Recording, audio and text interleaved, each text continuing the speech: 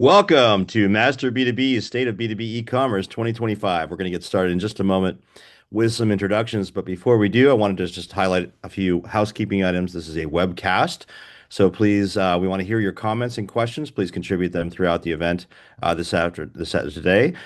We will be again sharing some introductions. There will be a recording of this that will be available on demand for all of your registrants, so you can watch it again on demand or share with your friends and colleagues.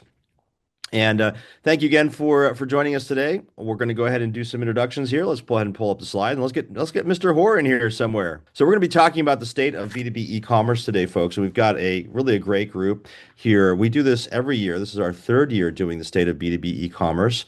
And here comes Mr. Hoar. Welcome, Andy. So my name is Brian Beck. I'm thrilled to be here with you today. I am the co-founder of the Master B2B Thought Leadership Series and e-commerce community of B2B e-commerce executives. And my co-founder and partner in this effort is Andy Hoar. Andy, for those of you who don't know him, 7 years at Forrester Research running B2B e-commerce. He's also the CEO of Paradigm B2B, which is an analyst firm which does all kinds of great work in looking at different solutions and their fit for B2B e-commerce. Andy, great to be here with you today. Yeah, great to be here and great to be on video finally. Yeah, exactly. Welcome. So we've got well, actually, Andy, why don't you tell people who I am in case they don't know? Yeah, so for those who don't know Brian, we've been doing this for several years now, but somehow some people still don't know us. So Brian is what I like to call a B2B action figure. He's been a systems integrator, he's been an e-commerce practitioner, both Harbor Freight Tools and at PacSun. He's also the author of a book called Billion Dollar B2B E-commerce. What did I forget? Oh, and he's also the managing partner of Enceba, which is a an agency that helps companies sell better on Amazon in the B2B space, which I'd say is a pretty important thing these days. So, Brian, did Yep. I miss anything? No, we're going to be talking a lot today about actually all the trends, including Amazon. So, folks, every year now for 3 years running, we work on assessing, the state of B2B commerce and what's really happening. And we're fortunate that we have really a tremendous group of people. In fact, a lot of them are on the call today. Andy, I'm noticing we've got Matt Wingham here from Cardinal, Sean Donovan from MSA. Just looking at the list here, Ingredients here, Schneider's here, Deirdre's here from Boston Scientific. We've got Bunzel, Kohler, Toro's here, Denise from ULE Group, Nathan's here from SHI, ABB. Really a tremendous representation of the industry is participating. And I think people want to know, really where do they stand in the industry? What is the state, of things today in terms of digital transformation? In our research found, Andy, that over one-third of companies have less than 10% e-commerce penetration. So, that's just for an overriding statistic there. I know we don't love that stat on its own, but it's a general indication of, where we are. So we're going to get into more into that. Why don't we go ahead and go over to the exclusive research slide? Go ahead to the next one.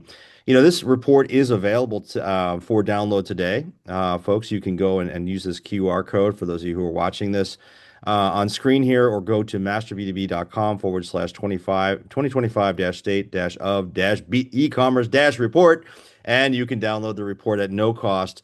This was brought to you in partnership with Coveo and SAP, and we have some great panelists today joining us from both of those companies, as well as several other practitioners. Andy, who do we have joining to comment on our state of B2B commerce? Yeah, so we have Tanya Coletta, Director of Digital and E-commerce at Matrix, which is a manufacturer and distributor of interior furnishings. We have Shreen Reed, Director of Product Marketing from Coveo, as you mentioned. Megan York, Global Head of Product Marketing for SAP, also mentioned. They're partners with us on this.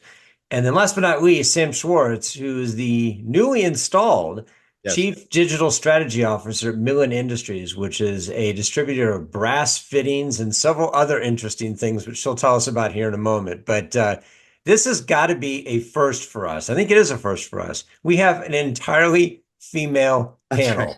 That's We right. did not set out to do this. It's showing how talented females are now in the B2B space that accidentally we created an all-female panel. So I think that's great. It's exciting to see. So, Andy, we pulled 8 insights from the state of B2B e-commerce. And I know we're going to highlight those sort of one at a time here and talk through each of them. What was our methodology behind this? How did we approach this? I mean, we're in a unique position in the industry to talk of and discover things about our industry. Yeah, for people who know us, they know that we don't just make this stuff up. We do rigorous research around this. And so we're fortunate in that we have a really large community of people we can tap into.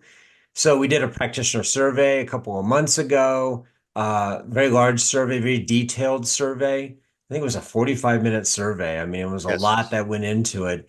We've also been through the year collecting information from our regional roundtables. So we go out into the field, cities like Cleveland and Dallas and New York and LA, and we're talking to people in the field as well. So we collect information on site via HubSpot form. So we've been looking through that and distilling that as well.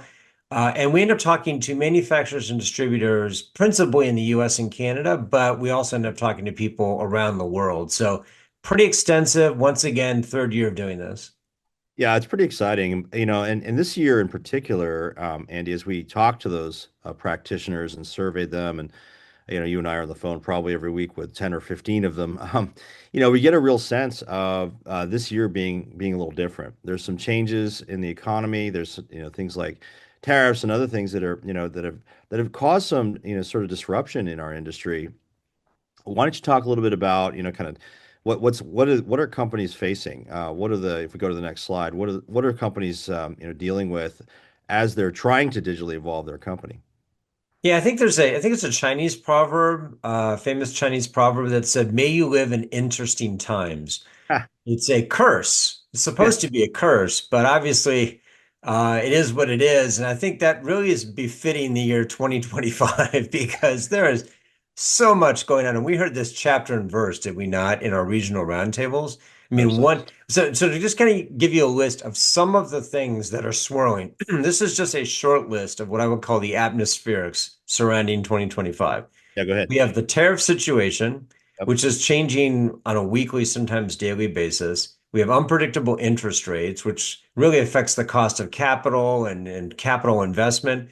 We have a completely new Congress and White House. Right. We have ever increasing and rising customer expectations driven largely by B2C, and that's never slowing down. We have an entirely new kind of gig economy where, people are working remotely, people are working multiple jobs. I read the other day that JP Morgan is now telling their employees they're going to get fired if they accept a job 18 months into the future before they've started their existing job. This is a Really? real thing now. They're Wow. getting the second job before the first job. I didn't realize this was happening, but apparently it's legion right now because Wow. people are like, well, I'm going to do my gig at JP Morgan and get my private equity job in 18 months and they accept it. And JP Morgan's like, uh-uh. Wow. Um, and then of course we have Amazon swirling as always. And I've left this one for the last, but perhaps something Hmm. that is a generational shift and perhaps an existential issue for many companies is AI, which we will talk about extensively. So I don't know. You think there's much going on right now, Brian? Not at all. And in the face of all this, people are trying to digitally transform their business. With the millennials now turning 40, and this is kind of what, you were alluding to, Andy. We've got a huge cohort of buyers, B2B buyers now that have higher than ever digital expectations. So, as we think about digital, delivering upon that, with all of these changes, the challenge in front of B2B leaders, e-commerce leaders, is enormous. And we've got some great folks we're going to interview on these topics today. So, Well, yeah, go I ahead, Andy. sort of feel like this digital transformation thing Yeah. it has been sort of an irresistible force meeting an immovable object. And they are now crashing into one another. And some companies have dealt with it, others are kind of in the stages of denial, et cetera. But it's causing this really interesting dynamic, which, if you go to the next slide, about there are certain things where there's a slow burn taking place and a fast burn taking place. Um, and so again, we'll get to that in a second, but here are the kind of the 8 key insights, Yep. shorthand, because these are longer. We're going to address each one of these. So we just wanted to kind of let the audience hear about them. So I'll take the first four, you take the second four, Sure. Brian. So the first four are really cultural barriers are continuing to slow digital's growth. We just talked about that. We'll go into some detail about it. Software companies are now being asked to address B2B specific challenges. You can't take your warmed over B2C platform and throw it into B2B and just hope it works. We mentioned AI, but there's also a dimension of this that goes beyond AI. So there's AI's impact, but there's also the impact that other things are having, independent or dependent on AI, which we'll talk about as well. And then the fourth one is we're seeing this, and we've heard this in spades. What are people going to end up doing here in the future? If AI is doing everything, what are humans doing? So there are a very specific set of skills that we've identified that humans are going to be doing, at least for the short term, until AI is the overlord for everybody. I say that jokingly, but so those are the first four. What are the second four? Yeah, so what I love, Andy, about having our finger on the pulse with so many of these executives is that real trends emerge from the data and from our conversations. And part of this is foundational stuff still ain't there, right? So things like product findability. We've been talking about this forever, but improving product findability is still a top issue that's emerged from our surveys. And aligning before buying new technology is still an issue. Aligning the organization, we're going to hear from Samantha on that. She's got some really interesting insights. Integrating multiple technologies remains a significant challenge for businesses. That was indicated as a top issue. And then finally, gaining more digital maturity. And what we're talking about there is more cultural and leadership oriented. We're going to hear about that as well. So a lot of this is still foundational, guys. And it's Andy, it's not an immovable object as we've seen, right? I mean, you say irresistible force, yes, the buyer. That's not going to change. The immovable object will change. You can move, and we've seen that, and we'll hear from some people who have moved today. And our first of those is Tonya Coletta. So let's go ahead and talk about our first here. Well, actually, nope. Before we do that, sorry, let's talk about slow burn Well, versus fast burn. Go ahead. yeah, just a quick note on this one. So, immovable object, irresistible force. Well, the irresistible force is the customer here. The immovable object is the company. Right. And in some cases, the companies are pushing back. And I think these are areas where there's still kind of what we call a slow burn happening, Yep. where data cleanup is an ongoing issue, but a lot of companies still treat data as a cost center and they don't see it as a strategic weapon, the thing that really separates you. So there's that. Organizational design, this is not surprising. Companies are always late to the game on redesigning their companies around a new digital reality. We're still seeing a lot of slow there. And then last thing we're going to talk about is the C-suite's digital savviness. It's still the case that the majority of people in the C-suite are not digitally savvy. They don't have digital experience. Now, this is a trading out as time passes, but it's causing real problems. Now, that said, there's stuff on the fast burn, Well, no, which is, you yeah, go know, ahead. yeah, I'll jump on these, Andy. And I asked Andy yesterday. I said, Andy, what do we think has changed over the 3 years you've been doing this, and each of us are 20 plus years in this industry. And when we look at what is changing, what is moving more quickly as we do these states of B2B e-commerce every year, AI, no question, has caused all kinds of opportunity and disruption. So we'll talk about that. Customer expectations, again, that that irresistible force, right? That the buying cohort is just getting younger, guys, right? And they have digital expectations. And then finally, Amazon. Amazon is, I see this firsthand with Nsiba. I mean, the growth there, the capabilities of Amazon on the B2B side continues to raise the bar for B2B and digital experience. And so, these are fast movers. We want to talk about our first one of these. And Tanya, so sorry I gave you a false start there, but we're going to talk about our first, sort of key insight, which is practitioners still see cultural barriers slowing or preventing a shift to digital future. In fact, one stat I want to read from our research here before we introduce you, Tanya. 43% of B2B companies say they lose sales due to website and salespeople disconnection. Tanya, wow. So, this is a real thing. Tanya is the director of digital and e-commerce at Matrix. Tanya, tell us what Matrix does in a little more detail. And welcome. Yes, thanks. It's Yep. great to be here. I've been reading Report for years, so really happy to participate this year and always look forward to it when it comes out. I'm Tanya. I'm our director of digital and e-commerce at Matrix. We're a manufacturer and distributor of interior millwork and doors. So North America, I'm based out of Toronto, but kind of serve the entire market. So thanks for having me. Of course. So, Tanya, we're excited to have you here. You're a soldier in the fight here. Tell us about what you're seeing as it relates to these cultural barriers. Yeah, so I mean, certainly at Matree, we are the kind of construction and building material industry. So maybe perhaps even further down in terms of cultural barriers. But overall, there is a significant slowdown in B2B still. And I kind of see it in three areas. One around leadership alignment in terms of digital vision and investments in digital across the business.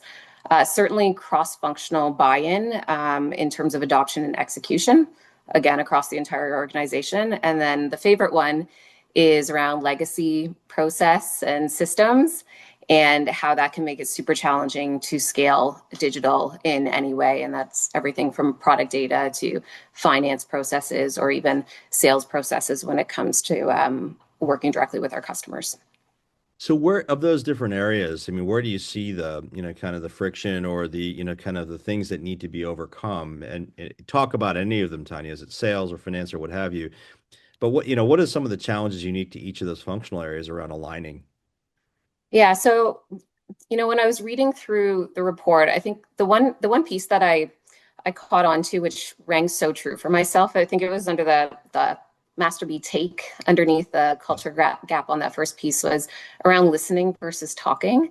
It sounds so simple, but it's really not always. And a lot of the wins that I've seen in my career before Matree and also at Matree now is really when I sit down and I listen and have those conversations with business leaders across the business. And that can be sometimes super frustrating because you want to move fast and you're trying to make urgent decisions. And it's really about taking that pause to gather their insights, their feedback, especially when it's with people who are aligned to the digital vision or perhaps not aligned as well. And that's where you're going to get those game-changing learnings that can help you with your agenda, but also builds the trust. So that's been a pretty significant piece for me. We have been operating a B2B e-commerce platform at Matree for about 4 years and have had tons of pockets of success. But we've also had a lot of challenges too, whether it's, stalled adoption with certain customer groups or some markets with less internal buy-in. And it always comes down to sitting down with those regional leaders, presenting the data in a way that is a story around their customers or a story around their sales team, and helping them understand how it is benefiting those groups. It's like your golden ticket. It seems so obvious, but sometimes it's so hard to sit down and make the time to do that. So it really is truly listening versus talking and becoming a partnership versus silos. That's fascinating. In my book, I have this, I cite a study by Korn Ferry, which talks about the fact that the most successful digital leaders are doing exactly what you're doing, Tanya. They're selling and aligning, they're talking and listening. They're not a bull in a china shop. There's this notion that, in at least in the B2C side where I grew up, that you have to like just drive, drive, drive and make change. But that really doesn't work in B2B, does it? You have to really, so the WIFM, what's in it for me, right? So what are a couple of key things that where you've seen success where, in these areas, and obviously you had some success. What's driven that as it relates to alignment? Listening, is it a certain style or approach you use? I mean, anything you can share with someone who's earlier stage here in their evolution, a leader coming in that's facing traditional thinking? Yeah, I mean, ultimately, it's helping them identify with the story. So, what's most important to them and crafting the message for them. It takes a lot longer to do. In Right. your mind, you're like, hey, these are all the reasons it benefits you and it's great. And let's wrap it up and move along. You have to get it personalized to them, almost like how we personalize messaging for our customers. It's the same internally, so they can grab onto the piece that matters most to them and what their whether regional or you know larger market goal is. It's personalizing the message for them as well. I also do think, though, and since I started at Matree about 5 years ago, there is progress. Our customers are becoming more sophisticated in their capabilities in digital as well. So they're starting to hear it from our customers too. So we need to meet them where our customers are, but also we need to prepare for the future. So I focus on preparing for the future while meeting the needs currently. So it's all around the message in the end. And anytime you can have the data to back it up, the better. I'm hearing a lot of patience and a lot of selling and a lot, right? Uh-huh. And a lot of smiling, Tanya. Like You exactly. know, it's great. Like we're in such a great position to get to know every aspect of the business because we touch every aspect of the business. Like you can't run a customer e-commerce platform without every touch point of the business being involved and understanding that. So it's What an opportunity for B2B leaders right now. It's really exciting. It's super challenging some days, but I love it. I think it's a great Yeah. changing time in B2B right now, Well, I especially think in the industry I'm in. it's encouraging to hear that you're having success and that this, the walls are starting to come down a bit and people are adopting. So I think we're going to continue to hear about this topic though, Andy, as we continue to go through. So Tanya, thank you so much. We appreciate your time today, and appreciate your input. Yeah, great to see you guys. So Andy, with companies can't can't implement these things without software, a solution that meets the needs. Like Tanya can't be successful unless she has the tools. So our next topic here, you want to take us through it here? It's around addressing specific B2B challenges. Yeah, so I teased this at the beginning, but what we want to get at here is that B2B executives want software companies to address their B2B specific challenges. Now, this sounds like one of those duh comments, but you'd be shocked how many software companies are still sort of inherently B2C centric. They add in some B2B capabilities, but they're not fundamentally B2B centric. Right. And so I wanted to bring in Megan. She lives in this world. Megan York, Global Head of Product Marketing at SAP. I think everyone knows what SAP does, so you probably need to explain that. Um, but Megan, let's talk a little bit about. I think there's a couple areas of interest here. There's this feature set, like what's missing that B2B companies really need to double down on here when it comes to servicing B2B, fundamentally B2B clients. And then I want to talk to you a little bit about how you're accommodating salespeople in the process. And then lastly, a bit about what's practical in terms of AI that companies like yours are implementing. But let's go with the first one first. Talk to us a bit about what are you seeing in terms of the features that companies are asking for that are very B2B specific? Yeah. Well, I mean, I think since the dawn of time, the most important goal for any B2B organization is to use your salespeople's time to focus on the highest value accounts and the most important accounts that drive revenue for your business, right?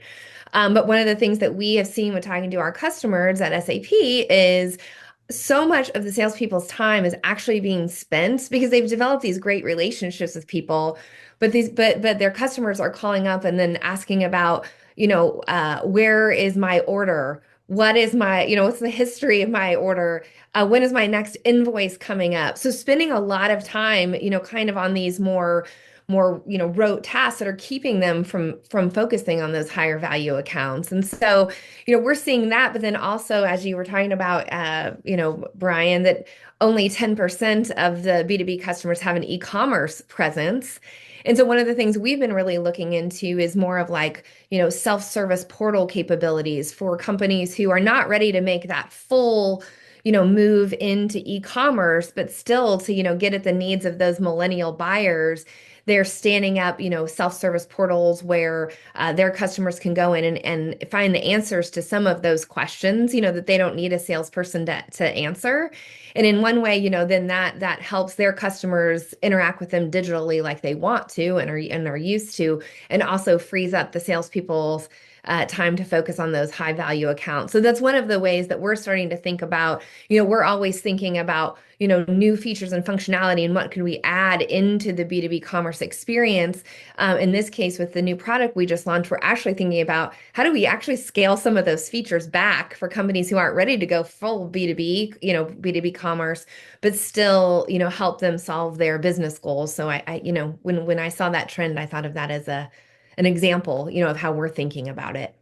Well, let's talk about that for a moment because it is true that the far more digitally mature organizations have really a different feature set requirement than the less digitally mature. They're just not there yet, right? Right.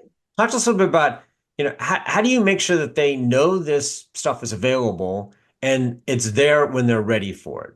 Yeah. Yeah. And I've got to give a lot of props to our partners for that because, our partners have oftentimes worked with customers to set up their, ERPs in the back end. And so they're humming along in that way, like getting very operationally efficient in the back end. But then it's sort of like, what's next? And so I think, obviously our SAP teams, but also our amazing partners are working hand in hand with them to say, okay, what are those steps you can take? Let's not boil the ocean. Let's not think that we're going to implement an ERP and then tomorrow stand up a full B2B commerce, because as we know, the commerce site is one thing, commerce operations are something very different. And so I think it's understanding, the salespeople, the customer base, and some of the things Tanya talked about, how that organization is ready for change and figuring out how, we help salespeople to understand that ultimately implementing this type of technology is better for them because again, it's freeing up their time to do the things that they want to be doing, which was connecting with those higher value customers and driving revenue and commissions for themselves. So we have about 30 seconds left. Wanted to ask you quickly about practical AI. Yep. What are some of the features that people are using today that really works? Not theoretical AI, Yep. practical AI. Well, I think it goes back to this thing of like freeing up people from activities that they really don't love to do anyway. I don't know, maybe I'm wrong, but I don't know a lot of people that love spending time writing product descriptions for their catalogs. And so, I mean, this is one of those ways where we have looked at how can we bake AI into our platform, ensure actually those descriptions are more robust and fruitful so the products can be found and searched and found by customers, but then free up people's time to be thinking about more strategic projects, more strategic relationships with their customers, innovative things they can do, and get AI in there to work on those product descriptions that nobody really wants to do in the first place. Well, that's a great one to end on because free up is the phrase. It sure Mhm. is. And by the way, it requires people thinking differently about how they do their job. Because when you wake up every day and you have five things you're going to do, and you do those five things, if AI comes along and says, I can take two of those things, people have to think, and this is a weird thing to say, what am I going to do with those extra two areas that I wasn't doing before? They can double down on the other areas, they can take on new projects. But I think that's what we're seeing here Yeah. with AI is that's freeing people up to do something else higher value. So Megan, thank you so much for joining today. Great insights, and we'll talk to you again soon. For Thank you, having me. Megan. Bye.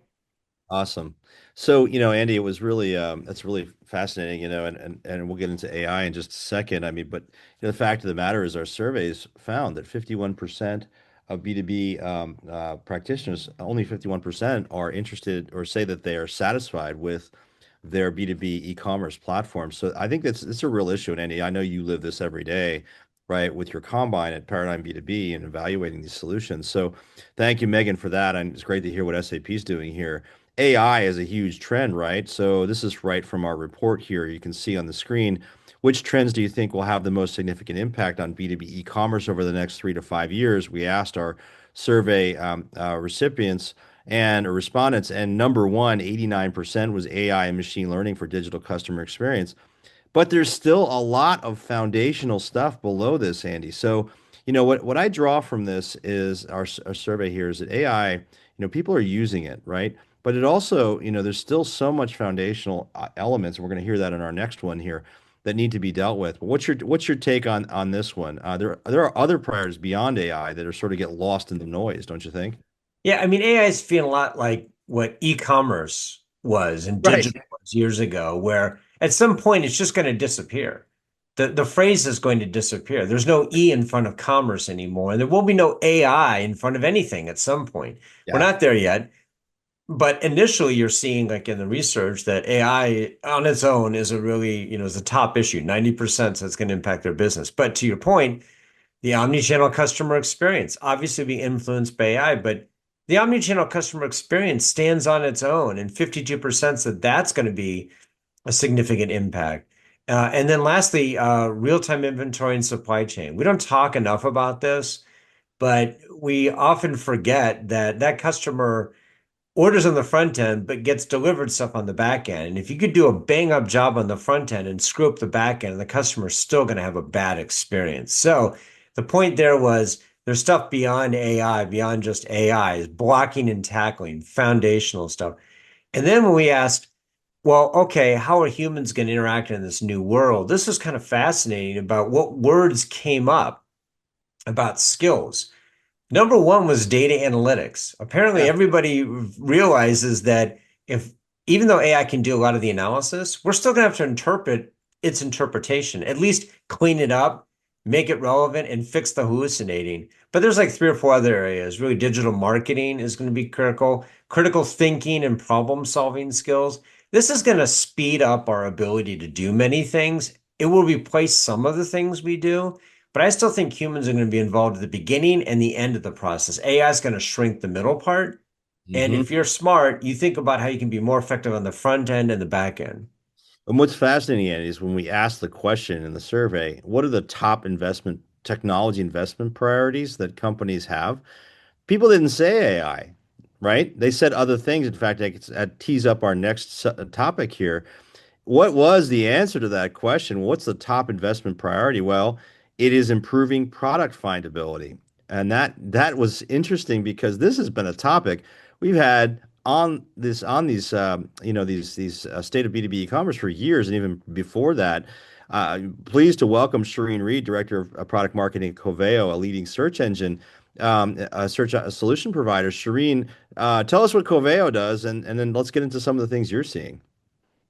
Yeah, sure. So Coveo is, like you said it, an AI search and generative experience platform for all the use cases that people care about, I like to say. So things like commerce, B2B, B2C, both of them, websites, service and support, and even internal workplace use cases where you think of all of the data information that you have and being able to find the information that you need when you need it. Yeah, no, that's interesting, and thank you for that. And Sharina, our statistics or our survey also showed. I'm going to read a stat here. 55% of practitioners are prioritizing an Amazon-like fast and relevant search results. Another stat: 43% of respondents said they're investing in improving how customers find products. Shreen, why has this remained such a challenge? I mean, it feels in some ways like table stakes, right? I mean, what's holding us back? Is it data? What are some of the things that are preventing us from getting there? Yeah, absolutely. I'm not surprised at all, actually, that site search is a top investment priority for B2B companies. Typically, they've just recently gone through a digital transformation, so they have an e-commerce platform, but that platform might have some just basic components that enable people to find products. And you don't want to leave money on the table at the end of the day, right? So search recommendations directly impact, those important KPIs like conversion rate, average order value, revenue per visit. But at the other end of the spectrum, too, it's also one of the biggest friction points that customers frequently complain about, right? Right. And it can affect adoption rates, which are important when you're looking to lower your cost to serve. You don't want people to still be calling into your sales rep. You want to be able to facilitate driving more of those repeat or simpler purchases to your online channel. So when you fix it, the payoff can be quite significant. So I understand why people want to invest in it. And in fact, if you have any kind of good amount of volume or online transactions going through online, even a small improvements in your search performance can add up to millions in terms of revenue. And I don't say that lightly. We see it time and time again.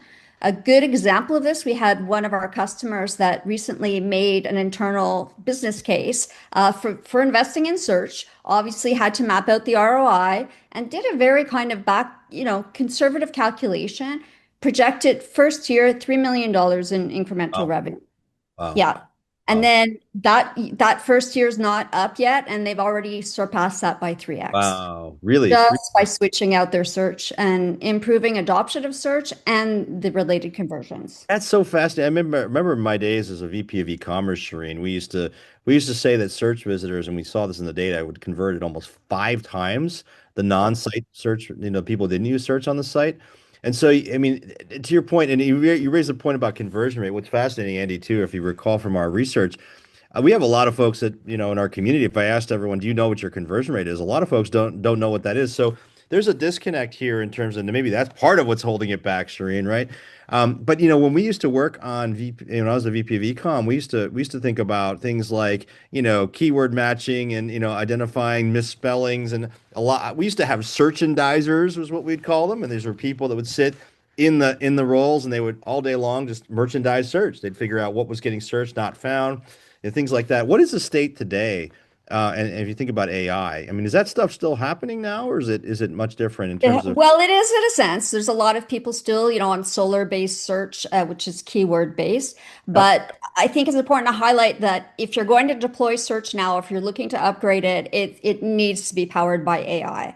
So if your search is not, AI-driven, based on understanding of semantics, how people say things, not just how they're kind of described in your product catalog, it needs to make those connections.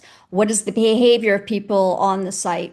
Understanding that the intent and constantly learning, then you're missing that huge opportunity. And that's where that incremental conversion comes from. And that's where the frustration also goes away. And on the flip side, your team's not always trying to play constant catch up, right? With the manual rules, the synonym creation. It's Yes. time consuming and it's a never ending game. It's like a little hamster wheel where you never win. It's a big resource drain on the team, Yeah, no, especially where you have huge catalogs. no question. Yeah, and just big distributors, for example. And I remember how much we focused on this. And we had several full-time employees in some of my companies focused on merchandising. Where are we going, Shireen? Like where's search going to be in 3 or 5 years? I mean, we talk about AI and data being one of the elements that needs to be normalized before. I mean, where are we? Or where are we going? That's a really interesting question. And I think the next few years is going to be really interesting in terms of where it's going because, AI can absolutely fix or help offset some of the effects of messy product data, but only to a certain point, right? So I think the next iteration is you're going to have to invest in enriching your product data and making sure you have high quality content also that's essential because here's the Right. thing. If buyers are already frustrated with clunky search experiences, it's really going to get tough because think of all the conversational interfaces and how they're going mainstream now. Everyone basically has used ChatGPT. Yes. We all see those Google AI overviews coming up. So expectations are shifting fast. And soon, I don't think it's going to be enough to just return, let's say, a list of products. You'll need the data, the content infrastructure to support that deeper discovery. So you want to help buyers, compare options, understand compatibility, make more confident decisions. So it's not like here's a list of, 50 valves based on the search term that you put in, but it's in helping them understand, look, these are the 3 valves compatible maybe with the system that you have. These are Right. the best options based on, pressure rating, lead time. So it's going to be more like talking to a sales rep, Mm. but available, 24/7 and probably a lot faster response. So that's where we're going. And I think that's where people need to invest if you want to be able to compete going forward. That's awesome, Shireen. We have to leave it there for time, but thank you so much. It's fascinating to see and Oh, what's going to happen on site. Thanks for joining us today. no problem. It was my pleasure. And Andy, what's fascinating about all this is that, as you think about, what Amazon's doing, again, I'm very close to Amazon and, what they're doing with Amazon Business. I mean, they have Rufus, they have other search tools they've deployed, which are doing exactly what Shireen has talked about. So, contextual search, being a virtual salesperson, folks, if you're not doing this on your own site, everyone's being educated by Amazon, right? And they're, this is happening. And so you need to be looking at, tools like Coveo to help you, and folks like Shireen. So, Well, one just quick note on what go ahead. Shereen said, I think is worth mentioning. Yeah. We didn't get enough time to go into this, but there's also a dimension of search called guided selling, which I Right. discovered when I did my recent evaluation of the search vendors. Guided selling is like a search. I'm sorry, is like a salesperson. They guide you through the process. And a lot of the search engines are powering guided search, which is, hey, Brian, what do you think about this? Have you considered that? And they guide you through the process. That's going to be indistinguishable with some AI in a couple of years. That chatbot, that interaction is going to be indistinguishable from a salesperson. So, on that note, though, I know we have to move to our last and not least Yes. um, uh, interview here with Sam Schwartz from Midland. So, Sam, congratulations on the new role. You've been there, what, a couple of weeks or months? I think it'll be about 6 weeks. Is this is my sixth or seventh Awesome. week. Yeah, yeah. So brand new, brand new. Well, But we now, decided to give you an easy one here. And so this is really two insights rolled into one. It's about gaining alignment across teams before buying new technology and a little about the complexity of integrating multiple technologies and how that's still an issue. So when we talked to you about this, you had a really good example of what you did with your CRM as an illustration of this very problem. Why don't you tell us about that? Yeah. So, and ironically, well, maybe not ironically, I've dealt with this at a couple different companies now with, implementing a CRM. I think, everyone has this realization that, hey, we need this really good we need this technology for sales to be able to operate, for us to be able to provide value for our customers. But I think the trouble really does come in when you're not kind of building that alignment across your teams and not really involving the people that need to be involved. And so, one example of that is, there was, we had a CRM in place. I won't mention any names, but we had a CRM in place that had been used for quite some time. But there was an executive team member who wanted to reevaluate. So we did the reevaluation. That reevaluation was assigned to, a very experienced sales ops manager to evaluate. And her recommendation was actually, after this evaluation, to stick with what we had. It met all of our needs. It created value for, the customer and our employees. But in the end, there was this decision to not stay with it because of the cost. Your yearly platform cost, et cetera. So there were cheaper options out there, and that was the ultimate decision. But, IT was not pulled into this decision. Clearly the expert in this situation was not, heated in what her evaluation was. And, a year later, we were in the situation where there were actually two CRMs. Neither of them were the one that we decided to move away from. One of them was kind of dealing with one part of the customer journey, and then the next part of the customer journey was being dealt with this other one. No integrations between the two, so that there was a necessity to sort of build this middleware so the CRMs spoke to one another.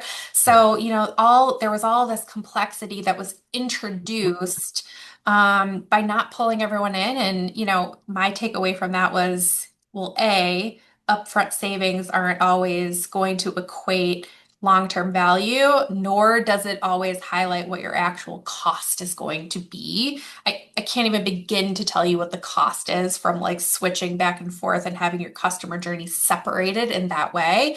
But learn about your customer journey and your service journey, because that's what's really going to help you. And you can, whatever that journey is, right? For that piece of technology, like if you learn about that, it's going to tell you, is the thing that you have going to work, or is there some other option out there for you? And, really listening to the experts that you have on staff is important. They're not going to, they're not going to do something that, or say something that doesn't benefit them or benefit their peers.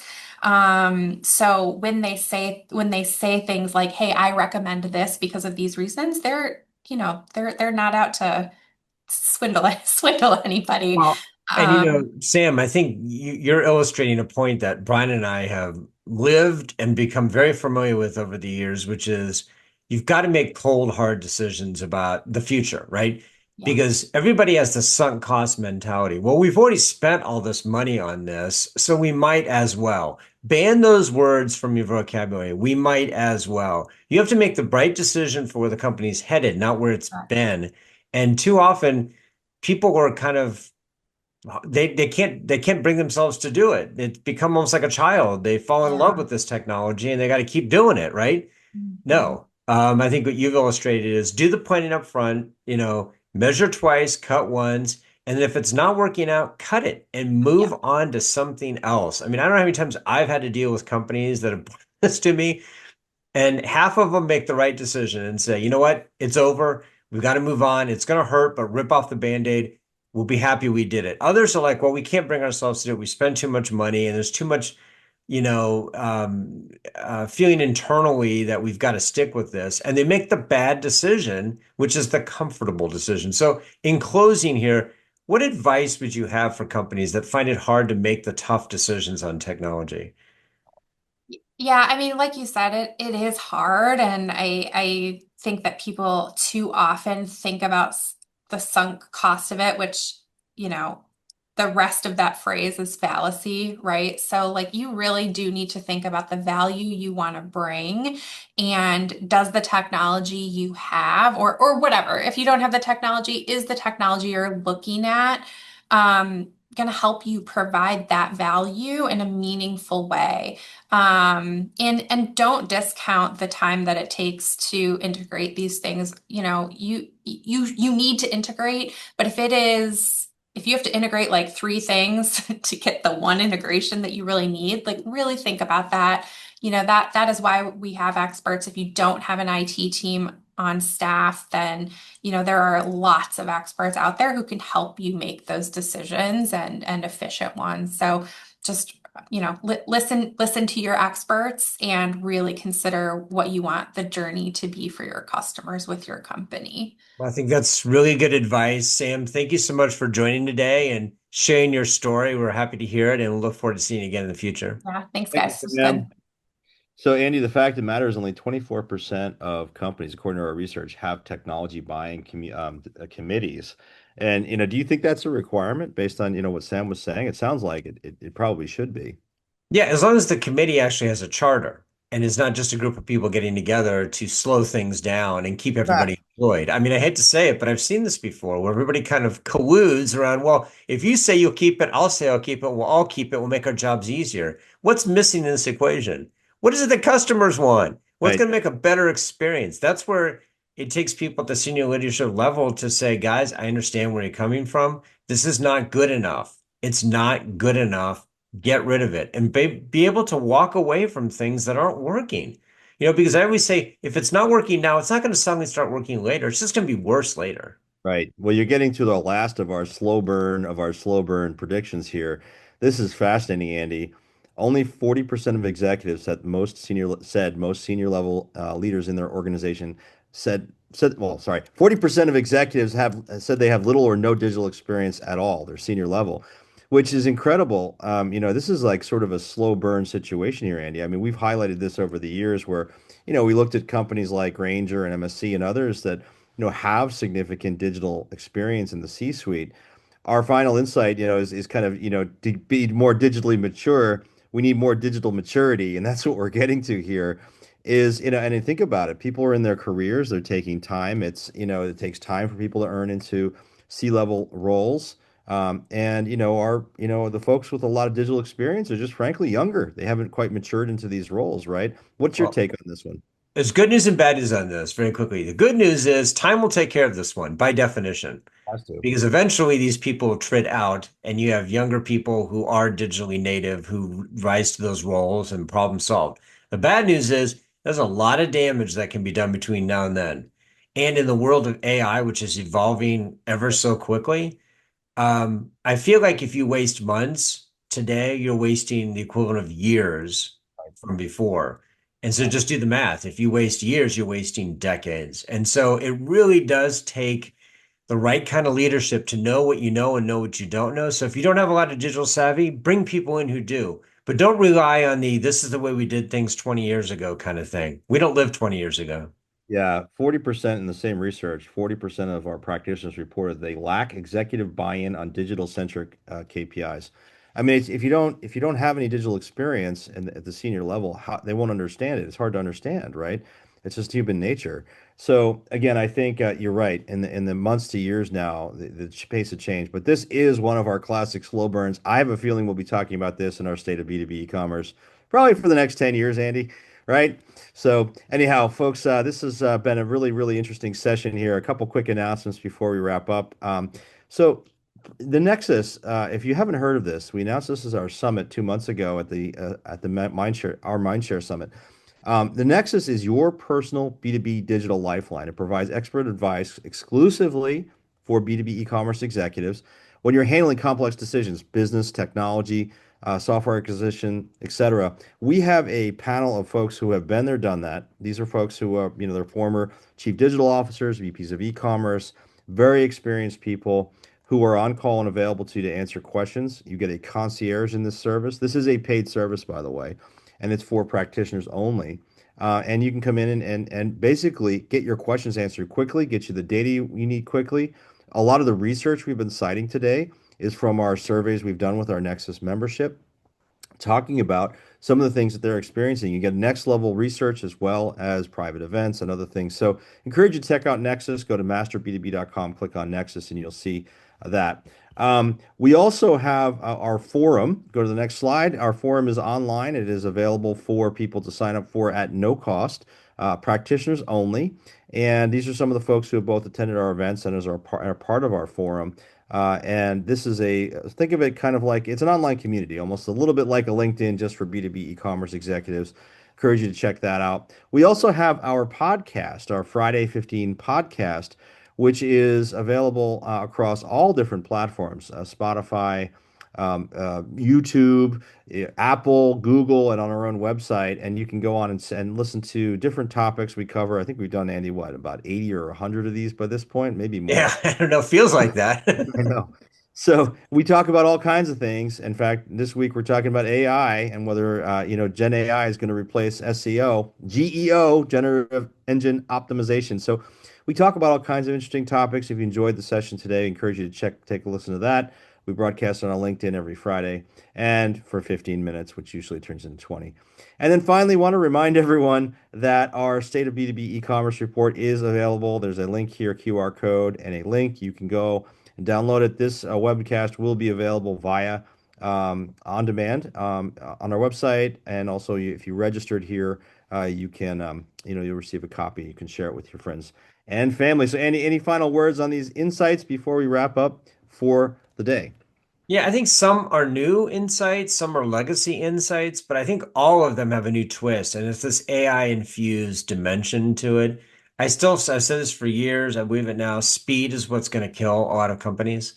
You can't sit around and take forever to make decisions on things. Do something, even if it's wrong, learn from it, iterate, and move on. And then I know this is just common sense, but you'd be surprised how many companies have project plans that are like 3 to 5 year project plans. I'm like, you can have a 3 to 5 year vision, but a 3 to 5 year project plan for anything? I remember a couple years ago, GE bragged about how it took them 10 years and $1 billion to implement an ERP. Wow. That's laughable today. And I just don't know if that has infused enough practitioners' mindsets, especially at the C-suite. And to your point of a moment ago, if there's not digital savviness in the C-suite, they still think in terms of timeframes that don't exist anymore. You will be long forgotten if you spend 10 years implementing any technology. So, follow where customers are leading you and be agile, and not just in the rhetorical sense of the word, but in the reality of it. You got to think about every dimension of your business, how it has to change going forward because of the significant speed dimension and the fact that AI is replacing a lot of what humans are going to be doing here. It's going to cause people to be much better at what they do, and I think they will be. But if you don't adjust to this new reality, you're going to be left behind. I'm excited to see what our State of B2B e-commerce 2026 says, Andy. If it's going to be similar themes, I think some will be, but the AI component of this is going to be interesting to observe. And the real question is, will we be avatars by next year, or is that right? We might be, aren't we already? So anyway, folks, well, thanks for joining us today for our State of B2B e-commerce 2025. We will look forward to seeing you on our Friday 15s and other episodes in the future. Thanks for joining.